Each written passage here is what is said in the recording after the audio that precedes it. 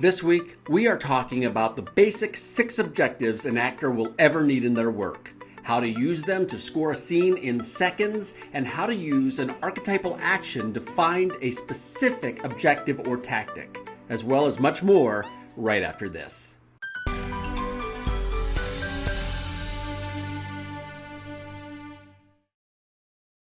Hi, the Inspired Actor here. If you're new to this channel, we are dedicated to helping actors become better artists by offering these quick, roughly 10-minute acting lessons. We try to post these weekly, so if you want to see more videos like these, go ahead and subscribe so you'll be notified as soon as they come out. Also, take a moment before you forget and hit that like button, as it really helps me out. And if you know people who might like these videos, please don't hesitate to share them on your social media outlet of choice. Also, at the end of this video, I'm going to recommend a book that I see many actors carrying around with them at every rehearsal. This book is a must-buy for actors, so stay tuned so you can find out what that book is. One of the greatest struggles many young actors have is finding their objective. All too often when I'm watching a scene or monologue work by a student, I see them struggle with this in real time. And hey, I get it. It can be difficult finding an objective or tactic that works in the moment, especially when an actor must choose from hundreds, if not thousands, of different choices. But specifically, what kind of choice are we talking about? As I've said in previous videos, the only choice an actor should make is an active one. Actors must play actions. That's why they call it acting. Actions can be external or internal. External actions are actions that you can see, something that is physical and tangible, objectively apparent to everyone. Internal actions are actions that you feel. They are psychological and intangible, but no less real, no less discernible, no less constructive or destructive as external actions. An actor should always be playing an action.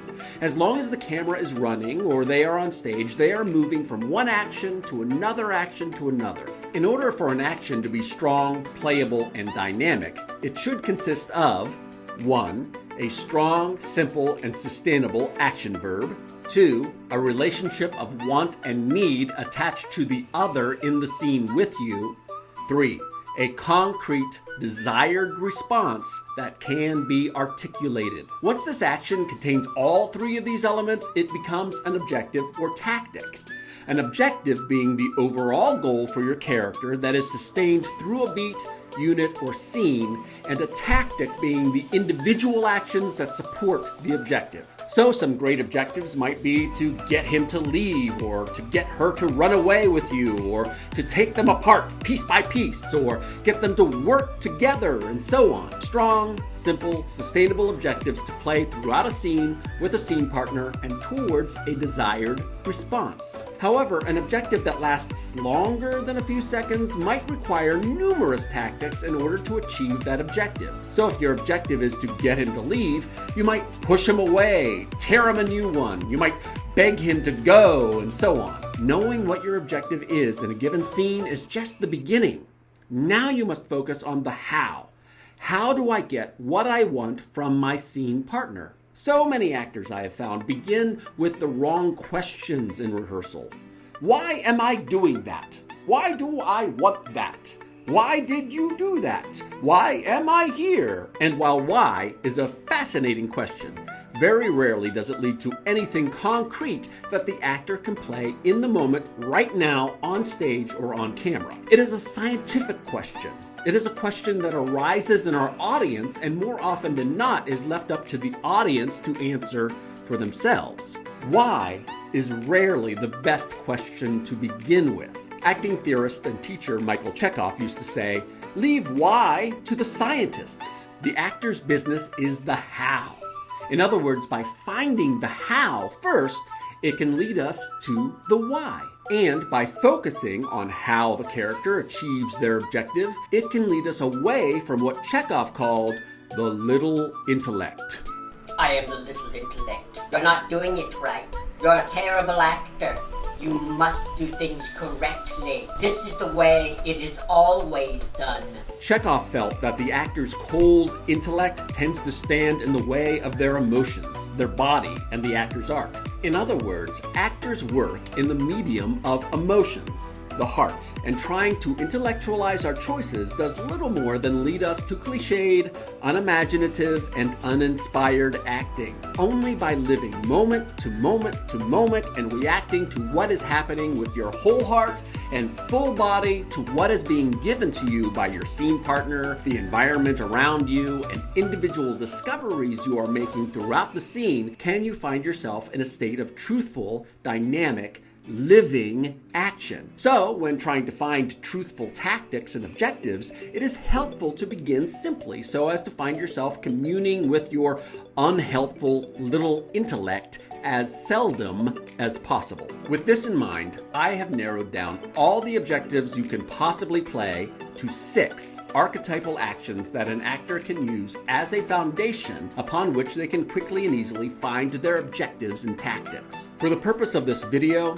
I will be using the terms archetypal actions and archetypal gestures interchangeably. Don't get thrown by this. We'll discuss archetypal gestures in greater detail in future videos. This is just an introduction to the concept. So these actions or gestures basically work on a system of 3 individual planes comprising our 3-dimensional world. The up-down plane or height, the in-out plane or width, the back and forth plane or breadth. I believe that all we will ever be asked to do as actors follows one of these 3 planes of action, either physically or psychologically, externally or internally. By working with just these actions, we can find all that we need to begin the process of playing actionable objectives. Then, by continually exploring one of these simple, truthful actions, we can build on it to create a specific objective that serves the moment we are playing clearly and definitively. Additionally, in auditions, for example, or any situation when our time with the script is quite limited, we can keep our choices clear and dynamic if we narrow it down to these 6 archetypal actions or gestures that are easy to learn and infinitely playable. What's more, we can quickly score our scripts in a matter of seconds if we need to, and let's face it, sometimes we need to. So, to begin with, we have the up-down plane. This translates to the archetypal gestures of lift and dominate. I think it is helpful to think of these physically as it forces us to consider the other in the scene with us at all times. If we are lifting, we have to be lifting something other than ourselves, right? And it is important that we focus our energy on the action and how that action is affecting the other in the scene with us. Ask yourself, what am I lifting? I could be lifting my partner's spirits. I could be putting my partner on a pedestal, rousing her to action, showing him support, glorifying them in the highest. So many choices just with lift. But starting with the action of lift, we can begin to explore more deeply what we are doing through repetition and play. The polarity of lift is to dominate.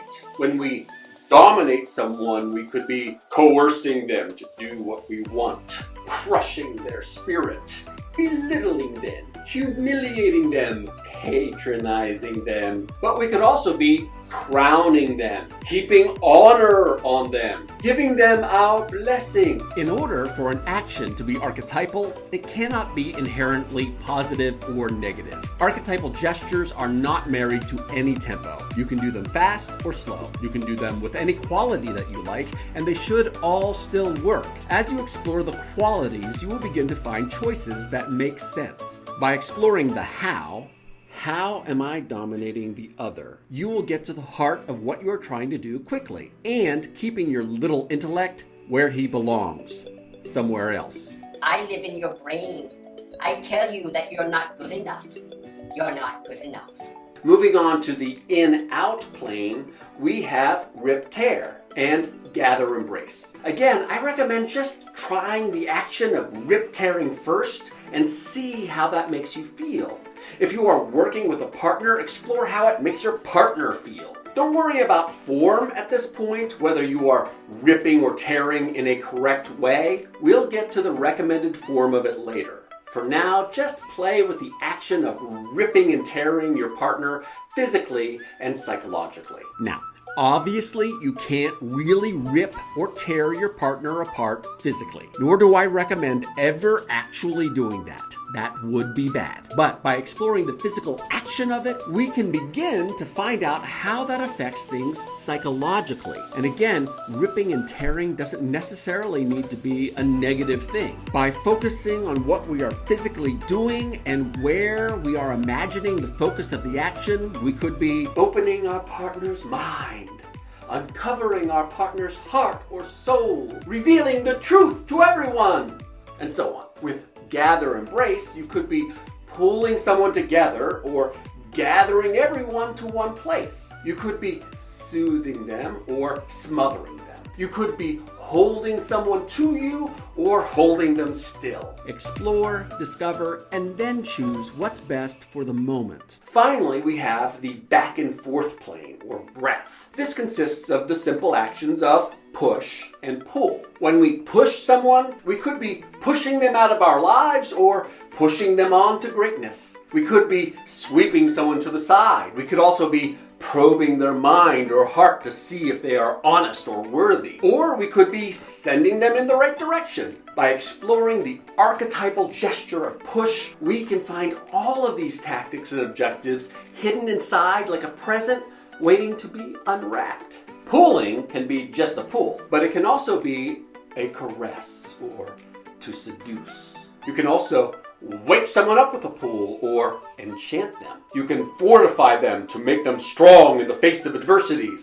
Or you can steal their heart or soul or simply take their breath away. You can do all kinds of things with just these 6 archetypal gestures. Push, pull, lift, dominate, rip, tear, gather, embrace. In fact, by just focusing on these 6 actions, you don't actually need to narrow anything down if you don't want to. These actions are archetypal and therefore basic actions that can fit any moment at any time. Let's take a basic piece of text and I can show you what I mean. How about, what are you doing here? I'm going to go through this text with all 6 archetypal actions, but just a reminder, please don't do it like me. Find your own approach to these archetypal gestures, one that makes sense for you right now, and go with that.